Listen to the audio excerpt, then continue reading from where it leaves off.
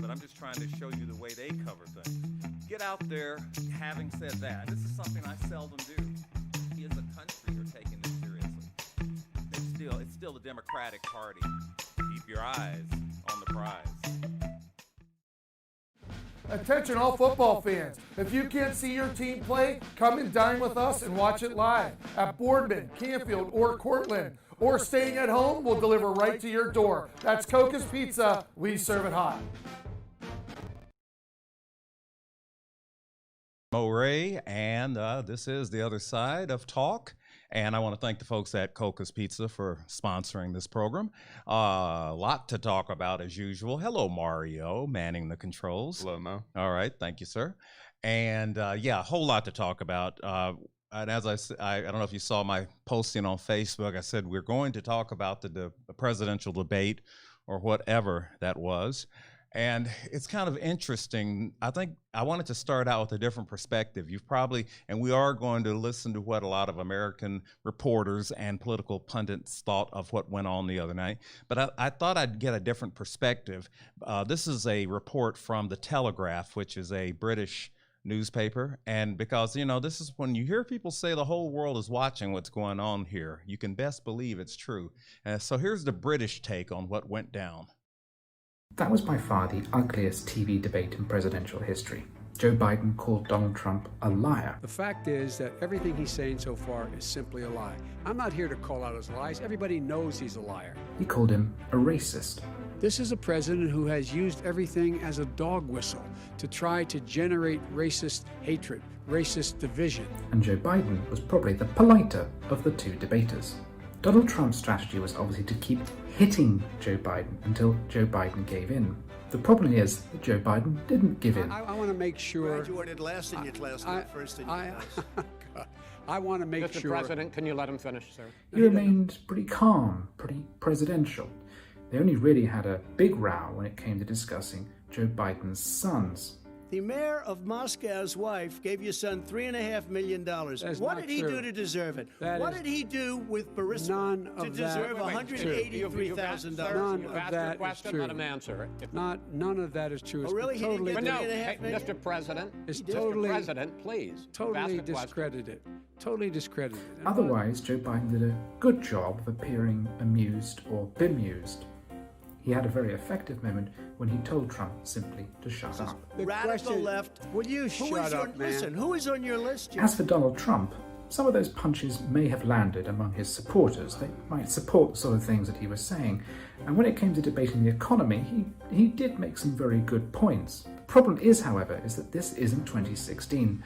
Donald Trump is no longer a novelty. He is not the outside candidate. He is not someone who is tearing the system down. Instead, he's supposed to be the president.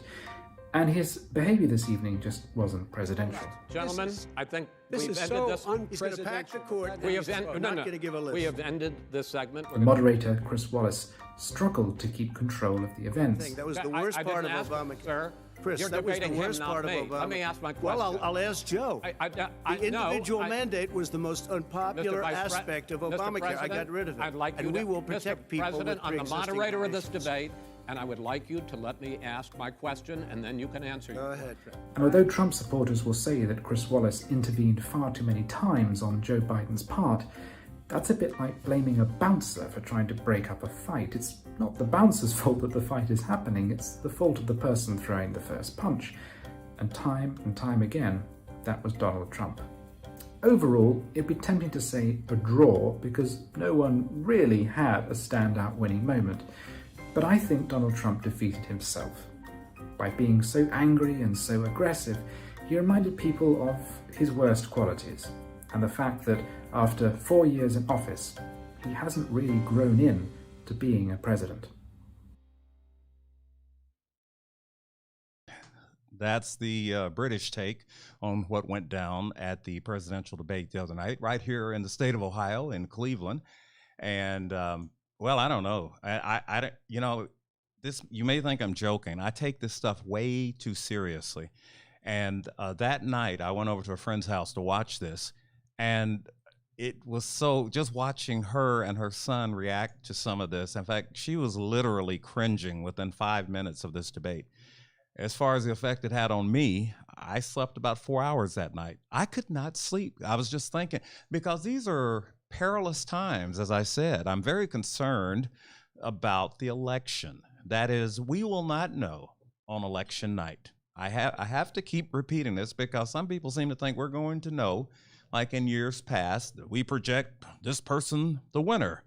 Well, they can't project because of the unique situation we're in because of the pandemic, because a very high number of people are going to be mailing their ballots in, and at least 9 states, they can't even, the election boards that is, can't even begin to count those ballots until the polls close.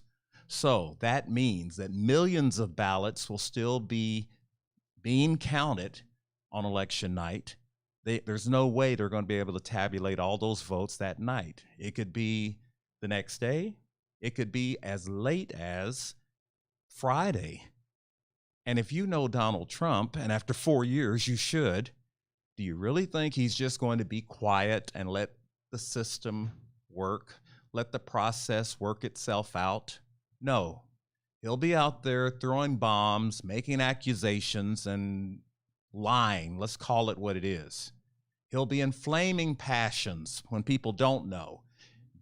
We all know before we get to that point that, as I said, what we do know is that we won't know on election night.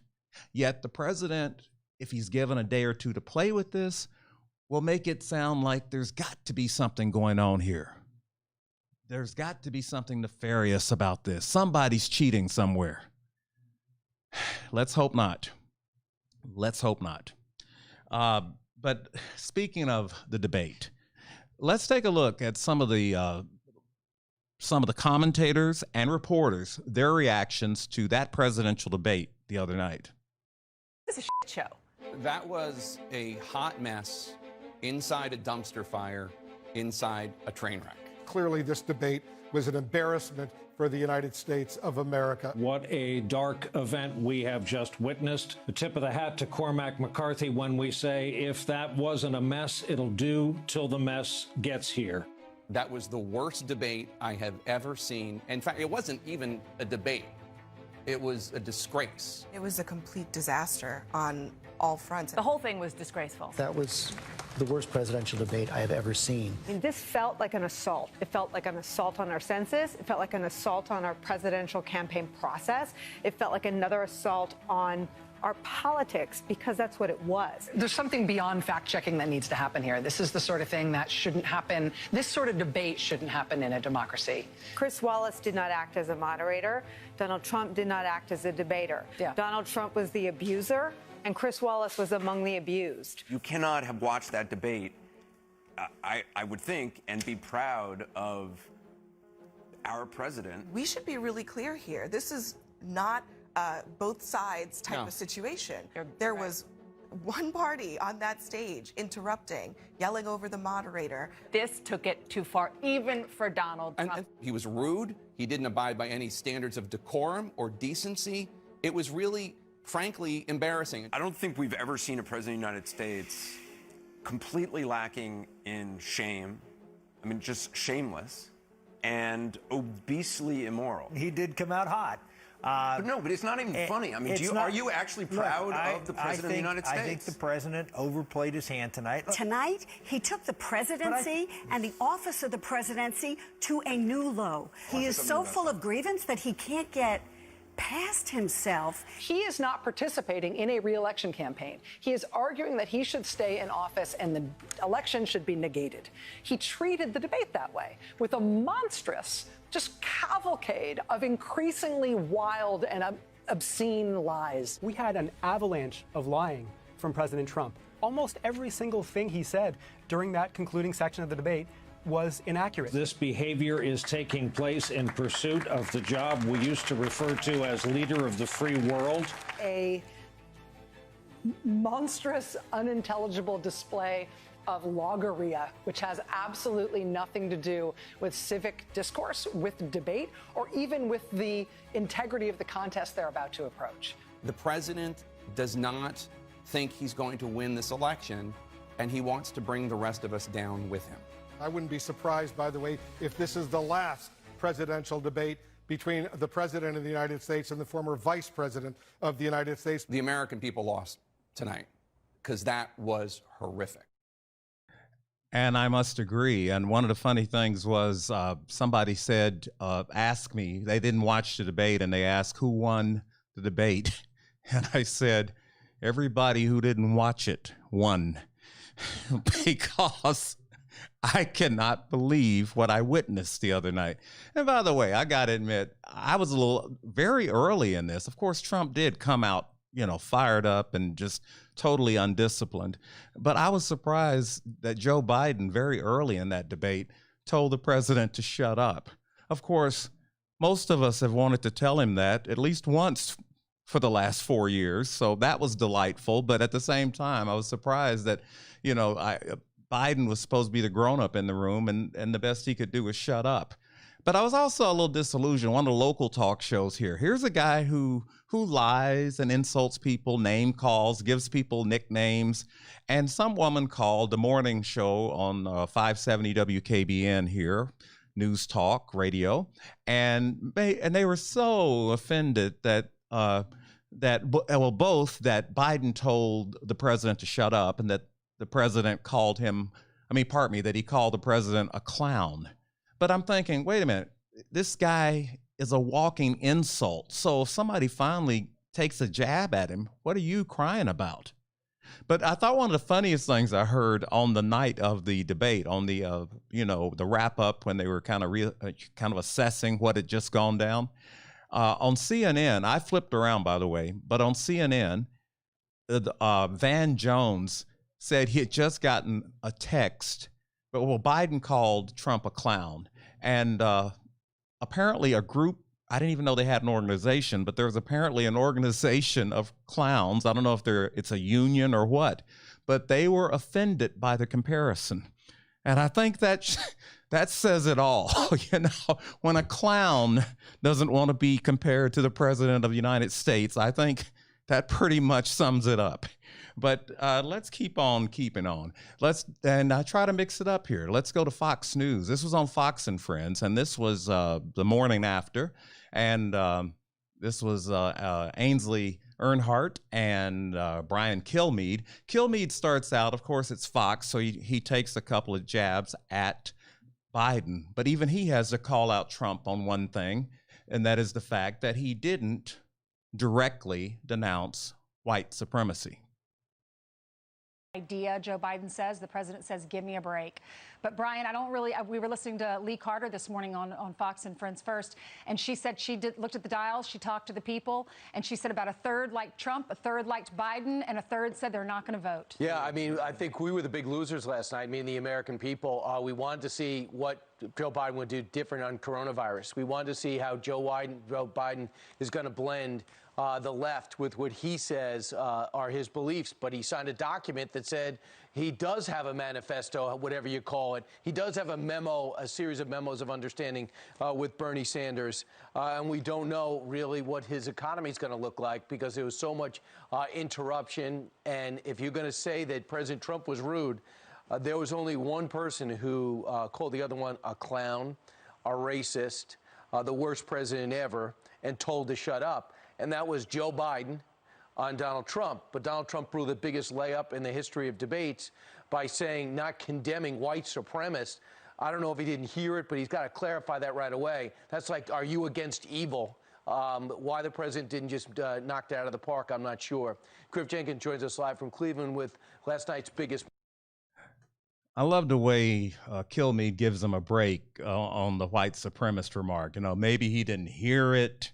But of course, that is Fox News, what some people call state media for the Trump administration. Conversely, I call the Trump administration the Fox News presidency because it embodies everything Fox News is about. Fox News, I always like that they say they're fair and balanced when, if you look at their nighttime lineup, they don't deal in complete truth. They deal more so in well, let's just say they lie. Anyway, because there was a legal case where somebody was talking about how they felt like they had been maligned by Tucker Carlson, and the judge ruled that no, this was not a news source, so you couldn't say they didn't let the lawsuit proceed because you shouldn't expect to get facts from Tucker Carlson. So he won the case, but he lost his reputation. But of course, that's what I try to get people to understand, not just on Fox, but any of those nighttime guys, for the most part. Now, CNN actually, believe it or not, Don Lemon is a journalist, but in the last few years, he's kind of devolved into a very opinionated guy. He's more like a commentator. But there's no doubt on Fox that crowd, that Tucker and Laura and Sean Hannity are in the tank for Donald Trump. They're commentators, not journalists. On the case of MSNBC, it's much the same. In reverse, they are not journalists. They are all commentators for the Democrats. And CNN, they always love yeah, I know CNN definitely has it out for Trump. They lean left as well. But Anderson Cooper is a journalist.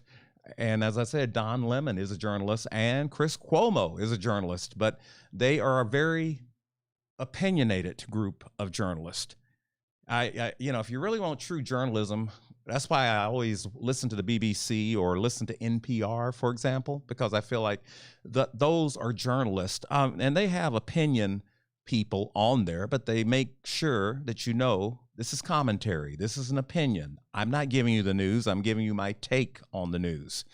But the president reversed himself. He said, that night of the debate, he mentioned the Proud Boys. Well, he was actually given a suggestion by Joe Biden, but he was asked to denounce white supremacist or white supremacy. And he, instead, as usual, he deflected. He said, well, I think you ought to worry about Antifa and all that. Well, that wasn't the question. Can this guy just answer a question straight? But the next day, he kind of had a different take on it. And this was the day after the debate outside the White House. I don't know who the Proud Boys are. I mean, you'll have to give me a definition because I really don't know who they are. I can only say they have to stand down, let law enforcement do their work. Law enforcement will do the work more and more. As people see how bad this radical liberal Democrat movement is and how weak, the law enforcement's going to come back stronger and stronger.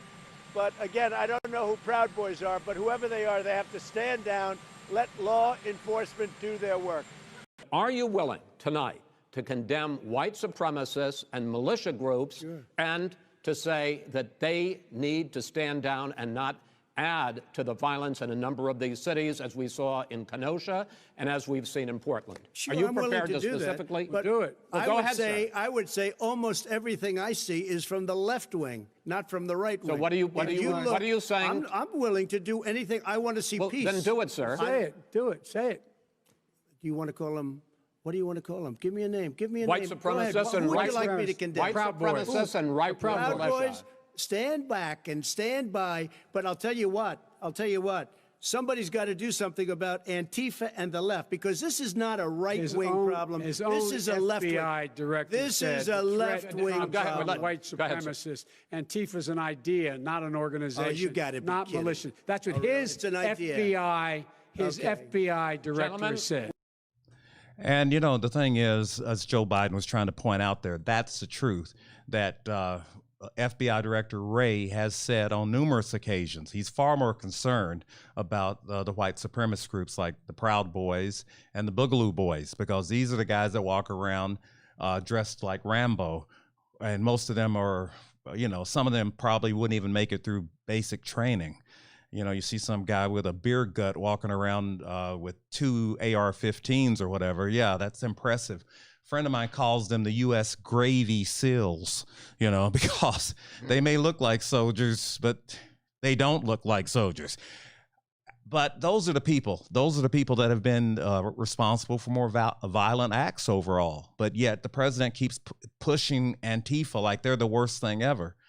But here's, just in case, if the Antifa, a bunch of guys who I don't agree with everything they do. I've said it before. There's not so much a political agenda with these people as there is. You've got some vandals who are they're just anarchists. They want to tear things down. They want to bust windows. I get that. They want to burn stuff.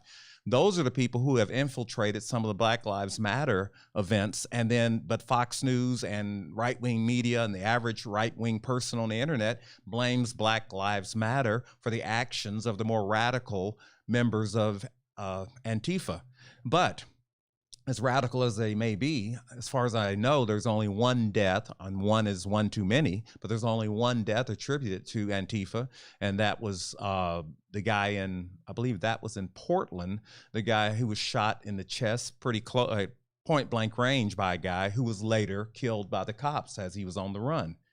But in the case of some of these other guys, there's been other violent events. But just in case you think I don't know what I'm talking about, why don't we listen to, and by the way, I'm going to put a disclaimer on this. This is, some of this stuff came from what's his name? Joe Rogan show. And they talked to some of the members, and they found some of these tapes had even been, they tried to bury them, but some of this stuff has come to the surface, and it's not nice. So you've been warned about the language, but take a look at, let's take a look at the Proud Boys in their own words. The reason why I brought up Gavin is that I think that I have had a couple podcasts with him, and people have had like weird conversations with me about it. And yeah. I've said, this is one of the things that I've said, I was like, look, that guy's mostly fun. Yeah. Mostly fun. I started this gang called the Proud Boys. And The Proud Boys? The Proud Boys. What's Proud Boys about? We will kill you. That's the Proud Boys in a nutshell. We will kill you. We look nice. We seem soft. We have boys in our name. But like Bill the Butcher and the Bowery Boys, we will assassinate you. Now, part of the reason I agree to do the talk is because I'm allowed to bring all my guys. And we can fight our way in and fight our way out. Beating the shit out of these people. I think it's our job to do it. And the cops to turn a blind eye. If you're wearing a MAGA hat, as Sal is right now, Sal's in the studio, folks. Oh my God, it's Sal Cipolla. Where are you from? On here. Wow, you came a long way. If you're wearing a MAGA hat, and some guy with a slightly punk demeanor comes up to you and says, hey, are you Sal or are you pro-Trump? Choke him. Trust your instincts. Don't listen to what he has to say. Choke him. If I do a video where I say, how about we start throwing bricks? Is that legal? You can't call for violence on a specific person, but can you say they're throwing bricks? We should throw bricks. Can you call for violence generally? Because I am. Fighting solves everything. We need more violence from the Trump people, Trump supporters. Choke a motherfucker, choke a bitch, choke a tranny. Get your fingers around the windpipe. I want violence. I want punching in the face. I'm disappointed in Trump supporters for not punching enough. Get a fucking gun. Get ready to blow someone's fucking head off. I've even killed people in my dreams. That's how awesome my gun is. Get in trouble, get arrested, get fired. Let's all get in this together. They can't kill us all. Dude, I got green tips, man. Those go through at least 3 bodies. Oh, beautiful. Plop. I love the way he falls on his ass. They said, you want to go? I said, yeah, I want to fucking go. And I punched him in the face. And then Coulter emailed me later and she goes, conservatives never punched anyone in the face. Finally, things are turning around. And then Malmsberg goes, you're not advocating violence, are you? And I go, I absolutely am. It's a wonderful, effective thing. This is a fucking war. I started this gang called the Proud Boys. That guy's mostly fun. Yeah. The reason why I brought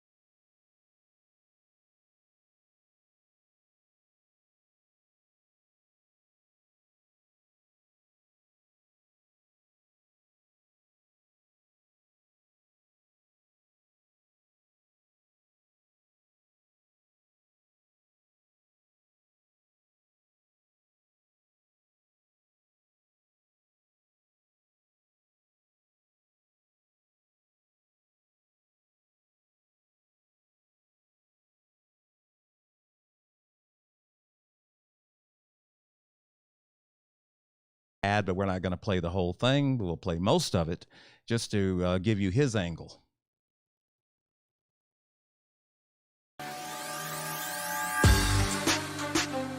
When he was presented with that number, he said, it is what it is. Well, it is what it is because you are who you are. He said he didn't tell us or give people a warning of it because he didn't want to panic the American people. You don't panic. He panicked. You can't fix the economy until you fix the COVID crisis. And he has no intention of doing anything about making it better for you all at home. He's Putin's puppy. He still refuses to even say anything to Putin about the bounty on the heads of American soldiers. My son was in Iraq. He was not a loser. He was a patriot, and the people left behind there were heroes. You're the worst president America has ever had. Hey, Come Joe, on, let me... vote. He cannot stop you from being able to determine the outcome of this election. That's the part I wanted to miss. But anyway, okay, we're back. I'm so used to looking forward. Forgive me, folks. The other day I had a camera up here, and now I got a camera down there. But hey, we got a lot of cameras, and they're all good. But because I do think that that's definitely a 1080p picture. Anyway, so there you have that. I didn't want to run. I wanted to try to stop short of showing that Biden-Harris thing. We'll work on that. But by the way, let's bear in mind that the next debate should be a little more civil, because I don't see Mike Pence and Kamala Harris shouting over each other like that. I really don't see it. So, and that's Wednesday night, by the way, in Utah. So we can check that out. We'll talk about that on Tuesday, maybe even do a little preview of sorts. But after the president left Cleveland, pardon me, he's not the president yet. After the former vice president left Cleveland, he started a train trip that brought him as close to us here in Youngstown as Alliance. Close enough for the mayor of Youngstown to have a meeting with Vice President Biden. This is a report from the CBS affiliate here in Youngstown, WKBN 27, and this is Stan Boney's take on what happened. Cleveland last night. Joe Biden today took a train trip across Ohio and Pennsylvania. His first stop was the Amtrak station in Alliance, where Youngstown Mayor Tito Brown met with Biden for about 15 minutes. Mayor Brown says Biden realizes that mayors can play a big role in helping the country. The first thing he said to me, once he realized I was the mayor of Youngstown, Ohio, he said, the mayors need to have a seat at the table in his administration, and that's where the things are happening. And he want to make sure their voices are heard when he's president. After the Alliance stop, the train made several other stops in western Pennsylvania. And by the way, I wanted to apologize for a sound dropout that occurred prior to that. That was my fault. Oh, well, thank you, Mario. But no, I'm not mad about it. I'm just I'll take accountability. But that's so rare these days, especially in the White House. But Mario 2020.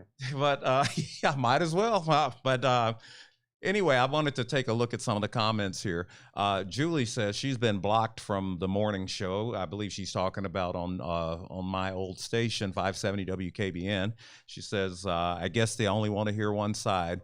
I can only say as far as that goes, I know I've been away a while, but I will tell you, without telling you too much, just stay tuned, okay? Stay tuned.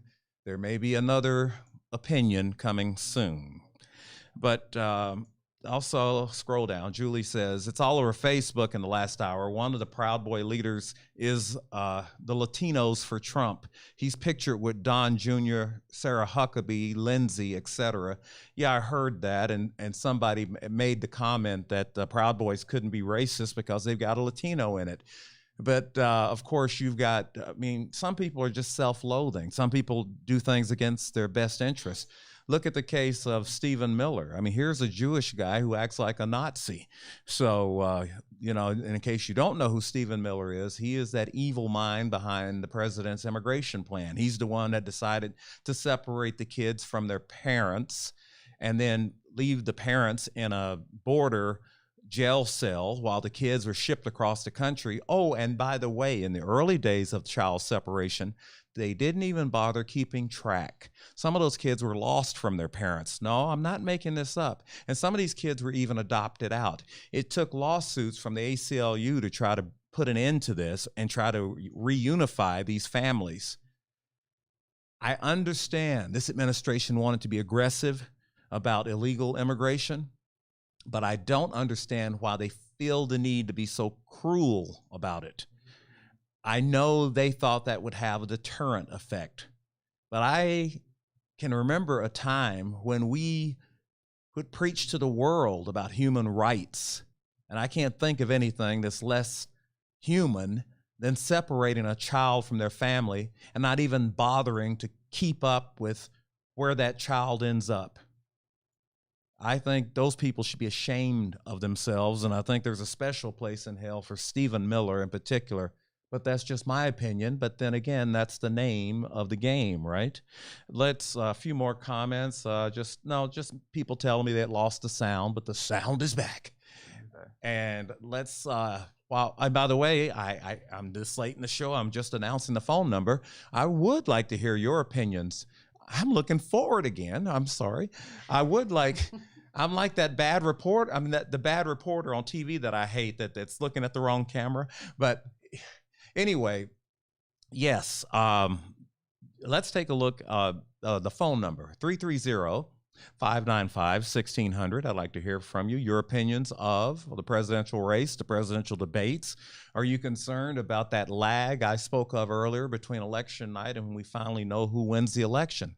Because as I said, I am very concerned about that because I don't think we're going to have a coup or anything, but I think there could be some election-related violence because, the president will stir the pot instead of, as I said, just letting the votes be tabulated. Just be presidential for once in your life, but he doesn't have it in him. We know that by now. He will be out there making all kinds of baseless accusations, and I just really think that there's going to be a powder keg. The longer this takes, the more he has to throw his red herrings around and his suspicions of what's going on and how he's being cheated and the election is rigged. Most of the polling would indicate that he's not in good shape. And I know a lot of you talk about 2016. Here's something that's changed since 2016. The methodology has changed for most of these pollsters, where they just were basically talking to white people, period. Now they break it down into subsets: college-educated whites, non-college educated whites, suburban whites. They break it. It's a lot more surgical now, and hopefully it will be a lot more accurate, because if these polls are accurate, you've got states that Trump won last time. Michigan, for example, he only won by decimal points in Michigan, and he's behind significantly in Michigan. Let's remember, Michigan has a Democratic governor, and so the people of Michigan are moving in that direction. He's also, depending on what poll you look at, he's looking bad in PA.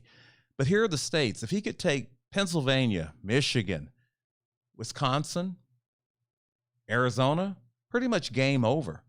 At a certain point, when it comes to that electoral college that eased him into the White House last time, the numbers have changed. The people who are acting like this is 2016 may be very upset when we do find out the winner, because it might not be who you think it is.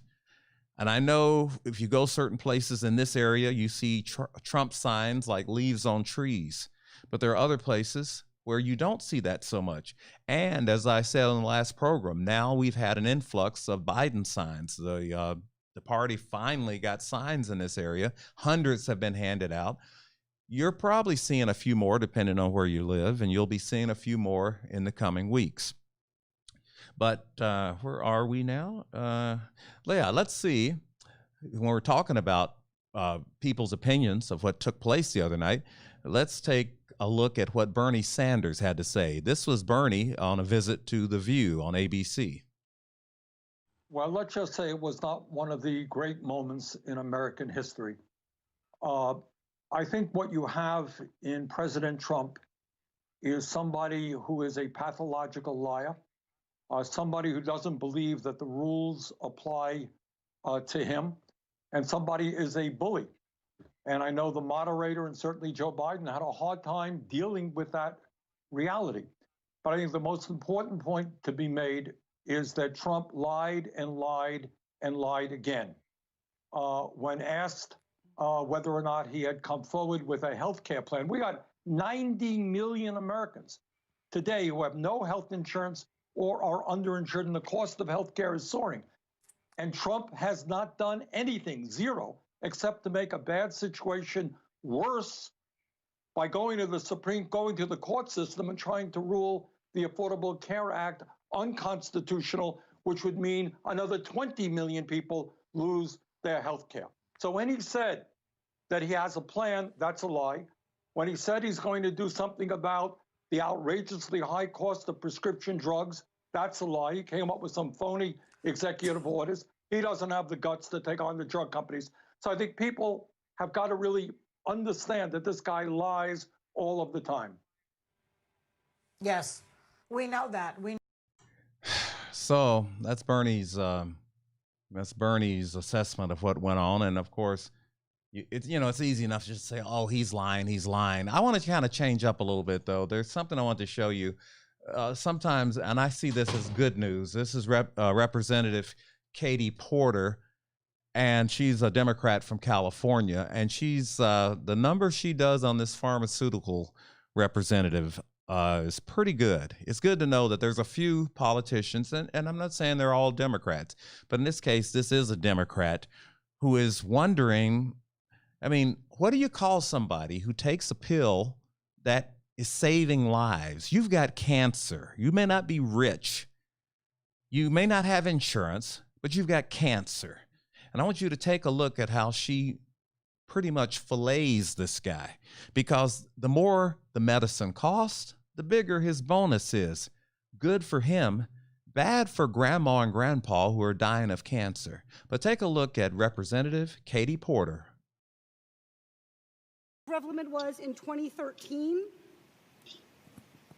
I can look it up, but I don't recall. I don't have it in front of me. $412 per pill. How about the price? Let's get into more recent, where your memory may be jogged. How about 2017? I would say approximately $700 a pill, but I don't have it in front of me. $719 per pill, and today, Revlimid costs $763 per pill.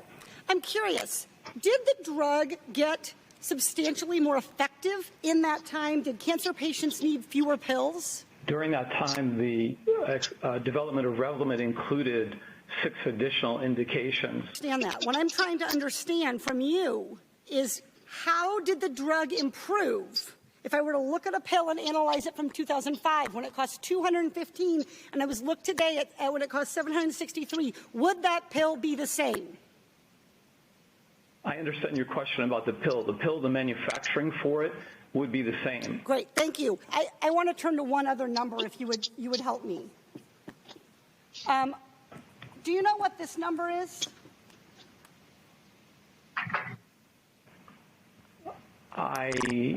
Does it ring any bells? But I think you're referring to my compensation in some way.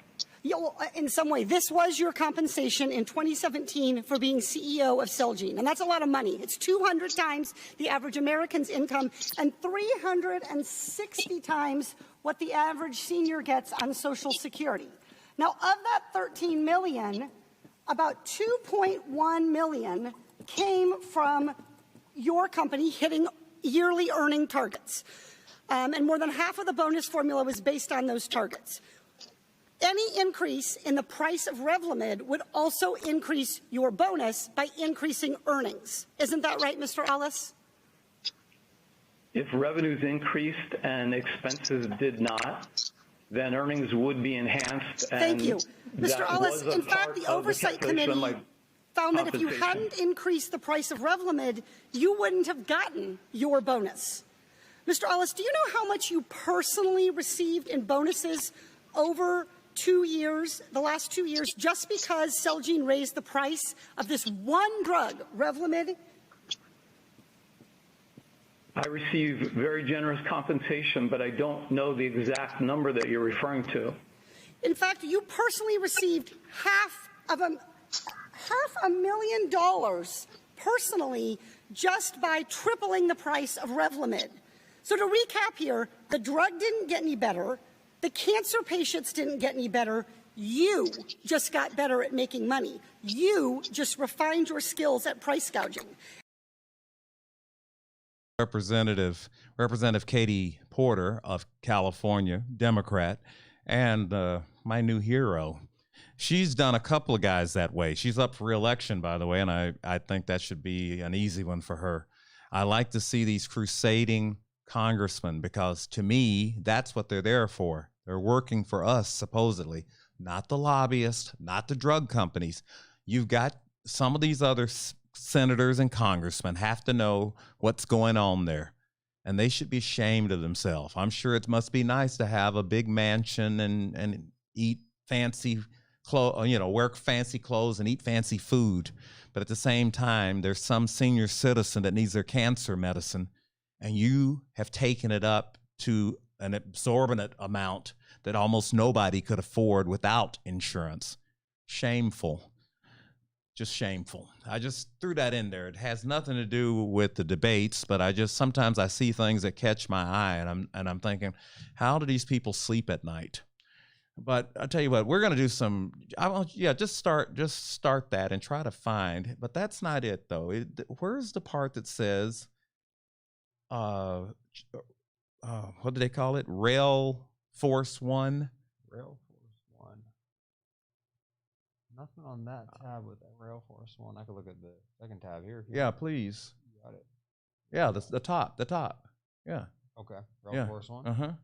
Let's I want to go over to that one at 11 minutes, you think? Yeah, we're going to try to do this on the fly because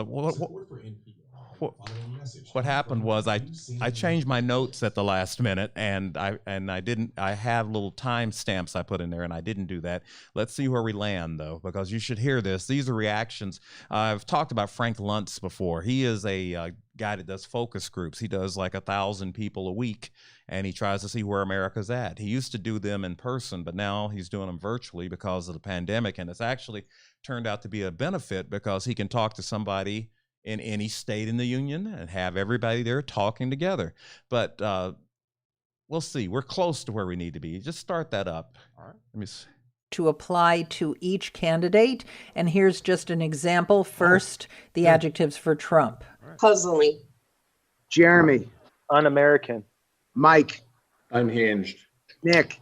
An ass, but a confident ass. Joe. Classic Trump. Luke. Forceful. Joe from Arizona. Unhinged. Jerry. Bully. Jennifer. Arrogant. Cheryl. That was my word, arrogant. Same and thing. Travis. Typical. And then there were the adjectives for Biden. Better than expected.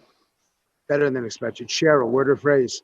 I would say that he was definitely more professional than Trump. And I think he's more a people person. I really do. Jennifer. Confident. Jerry. Politician. Joe from North Carolina. He showed restraint and compassion. So there you have it. And the, instant polls really don't mean much. People who watched the debate said that Biden won, but winning a debate is a hard thing to measure. What happens over the next couple of days as the debate gets regurgitated and bits of it go viral, we'll see if this has the potential to move any voters at all. I guess that'll do. And, we got lucky there. So that's what I wanted you to hear, though. And Frank Luntz, as I said, he is the guy, he's the vision guy for the Republican Party. He's the one that had them start calling the Democratic Party the Democrat Party. He's the one that, the Republican Party, I will say, I am not a Republican, but I envy their messaging skills.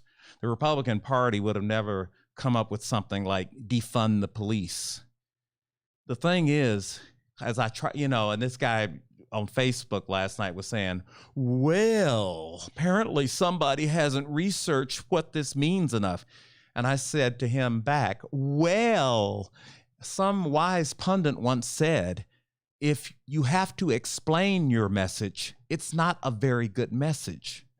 And that's my problem with defund the police.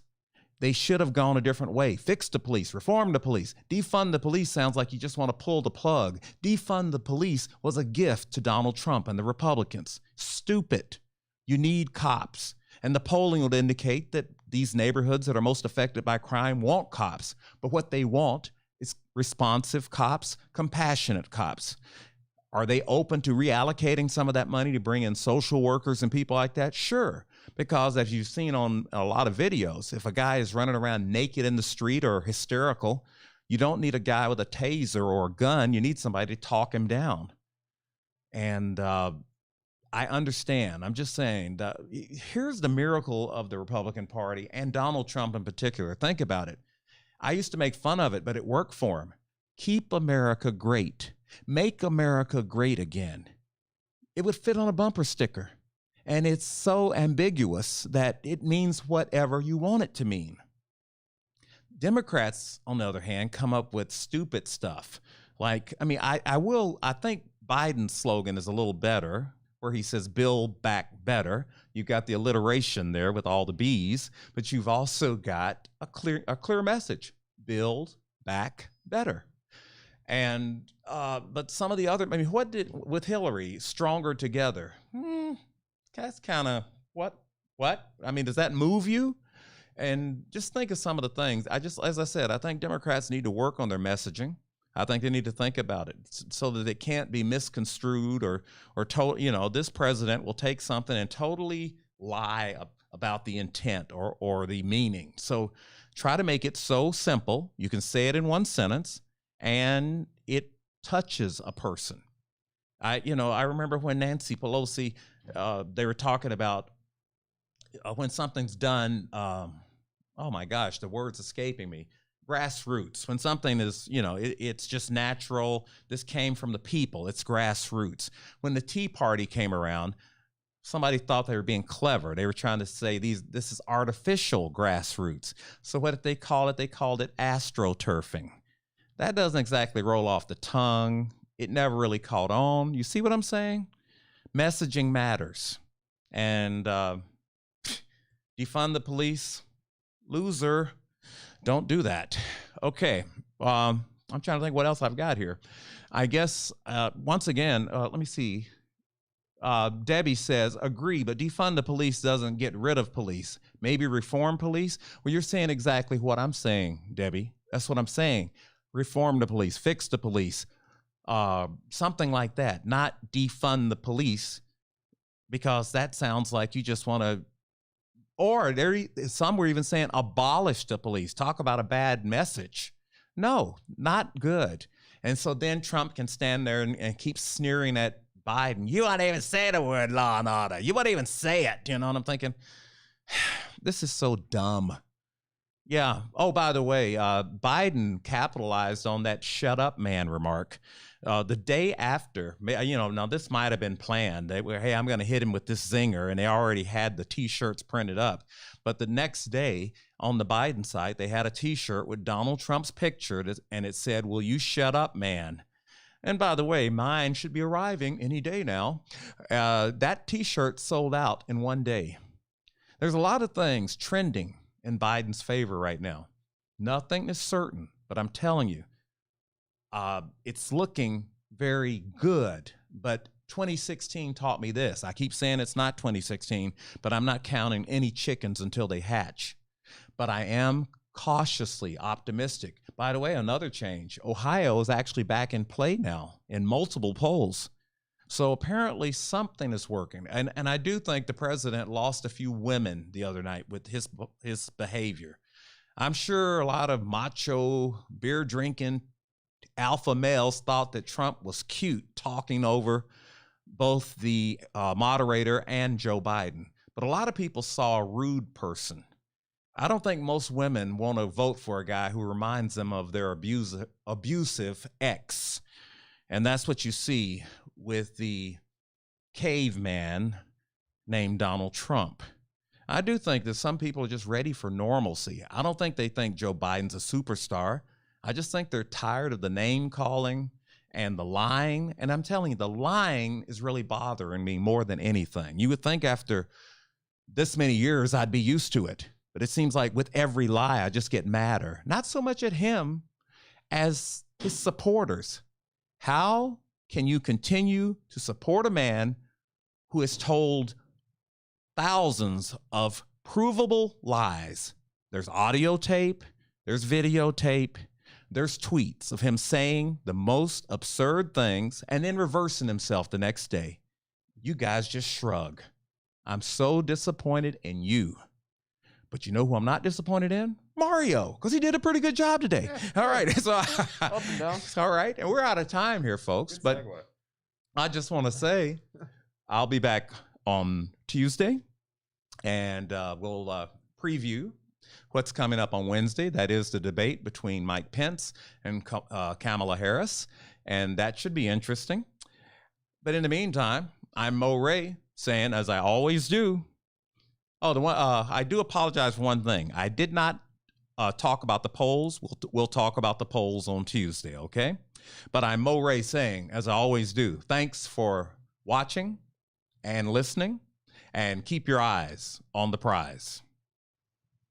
Thank you for listening to this show on Youngstown Studio. If you like our programming, we invite you to subscribe to our YouTube channel, follow our Facebook page, or subscribe to your favorite podcast platform like iTunes or Spotify.